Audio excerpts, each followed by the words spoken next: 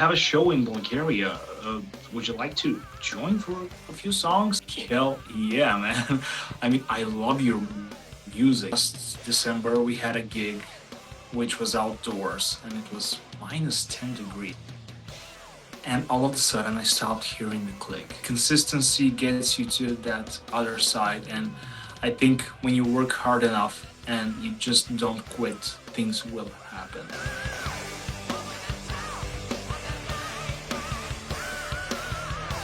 Hi, Hi, uh, nice to meet you. glad to see you. Usually, people joke that drummers and bassists are just backing musicians, while singers and guitarists get all the fame. But you've managed to become a brand yourself as a drummer. How did you do it? Well, I think one of the main reasons that first of all, thank you. I'm really happy to hear that. And I think it's just a part of doing what you love and just not stopping. I mean, consistency gets you to that other side. And I think when you work hard enough and you just don't quit, things will happen. Or just hard work? Everything like and physical strength to be able to, but of course I'm joking. Maybe, and not maybe, I think, like as you said, everything matters, from talent to working hard. I think they go hand in hand, because if you have the talent but you don't work hard enough, it's just going to be wasted. And the other thing around, like if you work extra hard, I believe it can work if you lack the talent compared to someone who was naturally born with it. But in both situations, you have to work extremely hard to get where you want to be. I guess. Thank you. Um, Drums are very hard physically. How do you stay in shape on tour? Oh, that is so hard, because especially after a long day of traveling, Mhm. then unloading and doing a sound check, then doing the gig. All you want to do is afterwards just eat a pizza or a burger or whatever. That's all you want to do. But in these moments especially, it's really important to stay on track and not give in to temptations. Of course, you can enjoy a pizza or a burger here now and then, especially if you're in Italy. Like if you're in Italy, pizza is forgiven and Mm. it's actually mandatory. um, yeah, but you have to stay on track. You have to try. You have to smuggle a workout here and there if you manage. If you're not dead from all the traveling, but you just try and make it work. I guess. Live shows are always at a risk. What happens in your head when something goes wrong? Like when you drop a stick or even fall off the drums. How do you get Oh, back into the flow in 1 second? yeah, that is hell on earth when that happens. It depends on the situation, but most of the times you just try to work it out as best as possible with the other musicians. You just give them the eyes, and you're like, "Where are we? What's happening? Who's to blame?" But and you try to work it out as best as possible, and sometimes it's so hard, but thank God, most of the times I haven't had situations as big as these. Mhm. Yeah, last December we had a gig which was outdoors and it was minus 10 degrees and it was so cold that my in-ear monitor stopped working, and we have a click track for the songs, and all of a sudden I stopped hearing the click. I have no idea where we are, and I'm like, oh my god, what's happening now? And I just continue playing, trying to hear the backing tracks as good as possible. But like maybe after 30 seconds, I lose it. Like, and I see the bassist giving me the look, like, what the hell is going on? And I'm like, I'm not hearing anything. And he just starts tapping with his foot in tempo with the click. And I lock in with his foot, and we managed to go through the whole song, and no one even knew what was happening. I was so, yeah, I was Yes. extremely. We managed to pull it off. You play with many different bands. How hard is it to join a new team every time? When you play as a session musician, do you follow the original part strictly or do you add your own character? That is a really good question, and most of the times, especially now, because years ago I tried to get every gig I can. Like even if it's not my kind of music, I just wanted to join and try to work it out for the experience and to be able to play any style I want. And it was great even back then. Even back then, we got along with the teams really, really well.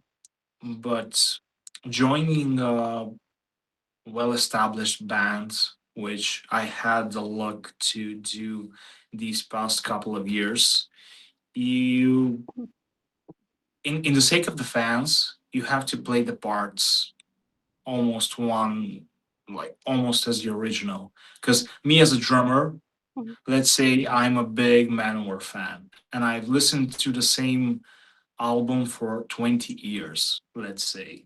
mhm, And if I want to go to a concert, and of course, as a fan, I want to hear the original parts played because that's the song I've been listening to 20 years mhm, or 10 years or 5 years. So I really appreciate it when musicians try to stick to the original as much as they can. Of course, there are places when you can improvise and it sounds interesting to hear another arrangement, another part of a song that you already know. There is a good time and place for that. But personally, for me, I try to stick to the originals as best as I can. And sometimes you don't have the time to rehearse with the band as much. So I want to make it as comfortable as I can for them to play the parts that they're already used to. mhm. I hope that answers your question. Yeah. So, about Jelusick, how did you first connect with Dino and how did you get to your first joint show last summer? Oh, that was so crazy. I love the guys.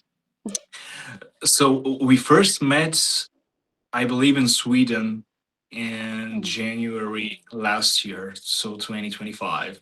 mhm, We played the same festival and we met backstage. And the guys from my band were like, "Oh, that's Jelusick," and I was like, "Hell yeah!" And it turns out we had mutual friends. I had a gig with one of Dino's friends, a vocalist as well, Jeff Scott Soto, mhm, mhm. amazing I know. guy. Yeah, Mhm, yeah, amazing guy, amazing musician. I had a privilege of playing some shows with him years prior, and I'm so grateful for these shows till that day. So they texted with Jeff, and Dino was like, "Isn't that the drummer you played with?" And Jeff was like, "Yeah," and he sent him a pic. So we started talking in the backstage. I think we got something to eat mhm. and just stayed in touch till like the most of the year. And I believe August. We texted in July. He was like, "Bro, we have a show in Bulgaria. Would you like to join for a few Of songs?" course. And hearing that, I'm like, "That would be, I'd be honored to do that. I'd love to do that." And yeah, I rehearsed for a couple of weeks, and it's funny because originally we had scheduled two songs to be played because we didn't have any time for rehearsals. And like I believe a day or two before the show, Dino texts me and he's like, "Do you want to do another song with us, like a third song?" And I'm like, "Hell yeah!" But his songs are not easy. They Yes, are yes. On the surface, they're catchy tunes, they're rock and roll, nice tunes, but when you start to dig deeper in them, they're really well detailed, and you have to. There's so much things to learn and to think about. And I was like, hell yeah, I can do a song in 2 days. Then I heard the song and I was like, oh my God, what did I got myself into? But luckily, I had a rehearsal space that was like 24/7. You could play 24/7 in it. So I just spent like maybe 40 hours playing the three songs, including the new one, to be as good as possible. And with only one playthrough during the sound check, we made it work. And that's when we played together for the first time. We managed to play the three songs.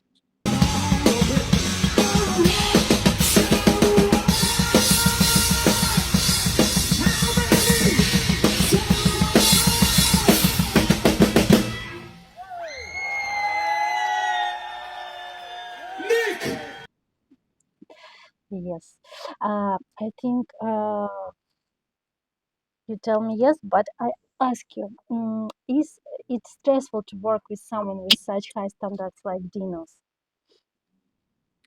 Oh yeah, it's always stressful because on the surface you don't show it, and you're like, it's a friendly environment, of course, and all the guys are great, so you're not stressed about this. But of course, you're stressed about, will I Level, will I be able to bring? Sorry. level. Yeah, yeah. Will I be able to play as good as I can, given that most of the times it's not your equipment, you're playing someone else's drums, someone else's setup. And internally it's stressful because you want to give it 100%. You want to do the best that you can. Mhm. But again, that's internally. Outside, I just love, like, all the people that I've played with. I just love the environment. Learning the set list for the past 2 to 3 weeks now, and Mhm. I've listened to these songs so much times, and I know the songs. But when you dig deeper and try to learn all of the parts, like their drummer, Mario, he's an incredible drummer. And now, when I hear his drums isolated and try to follow his directions, it's like, oh my god, that is so thoughtful and so smart what he played. Mhm. And it's so well written that most of the tunes you have to just be so locked in, especially when you're new to the songs. But maybe right now, Jaws of Life, Mhm. the latest single that they did, that's one of the things I want to work on the most, because it has tricky double bass parts that are really cool, but they're like, you have to be so locked in with the rest of the band to be able to play them properly and to sound properly.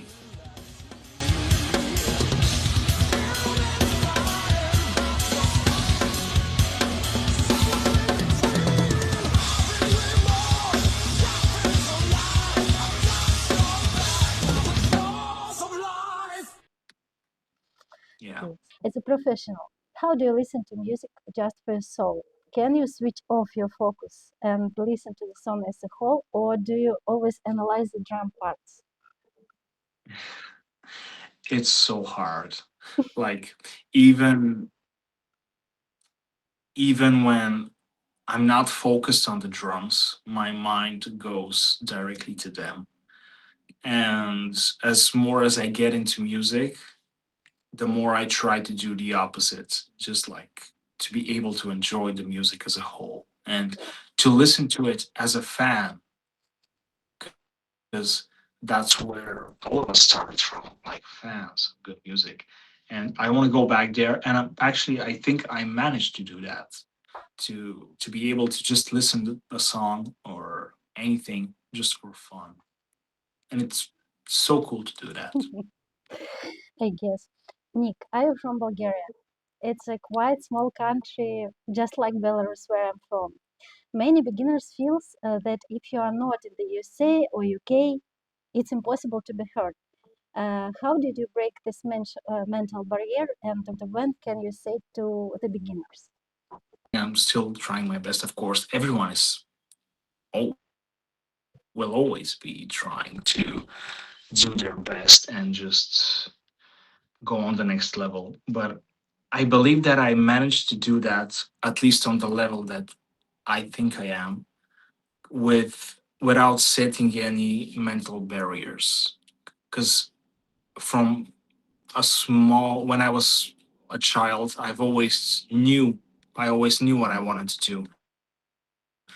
And that was the only possible outcome for my life. I never thought that it might not happen. Like in every single moment I knew this is what I want and this is what I will do. So no matter what it takes, I will try to get there. And the thing we said in the beginning about consistency and not stopping, I believe if you put in the work, do your best, continue to show up, results will come, no matter where you are. And to the beginners, I would say play to a metronome.